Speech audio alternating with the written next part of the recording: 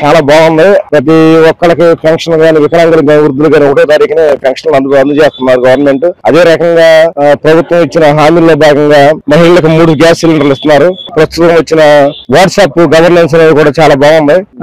అన్ని ఆఫీసుల చుట్టూ తిరగకుండా ఈ వాట్సాప్ లోనే చాలా వరకు పనులు అయిపోతున్నాయని అందరూ హర్షం వ్యక్తం చేస్తున్నారు. అంటే జగన్మోహన్ రెడ్డి రాష్ట్రాన్ని అప్పులు పాలు చేసే పథకాలు ఏమి ఇవ్వకుండా అది ఇదని మాట్లాడుతున్నారు. దాని మీద ఇప్పుడు ఆయన ఇప్పుడు అప్పులు చేసి వెళ్ళాడు, ఏం అభివృద్ధి లేదు.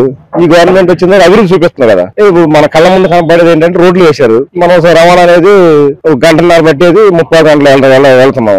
అమరావతి పేరు చెప్పి రాష్ట్రాన్ని అప్పులు పాలు చేస్తున్నారు అది ఇదని మాట్లాడుతున్నారు అన్నారు మీరు. అంటే ఇప్పుడు మన దేశంలోనే రాజధాని లేని రాష్ట్రం అయిపోయింది మన ఆంధ్రప్రదేశ్ అనేది. వచ్చి అమరావతి కట్టిస్తున్నారు కదా, అద్భుతమైన పనులు జరుగుతుంది. మేము చూస్తాం అక్కడికి వెళ్ళినప్పుడు. అంటే అప్పులు పాలు చేసేస్తున్నారు అమరావతి పేరు చెప్పి అది ఇదని మాట్లాడుతున్నారు. ఆదాయం వచ్చే మార్గం లేనప్పుడు అప్పు చేయక ఏం చేస్తారు? అభివృద్ధి చేసుకోవడానికి రాష్ట్రాన్ని.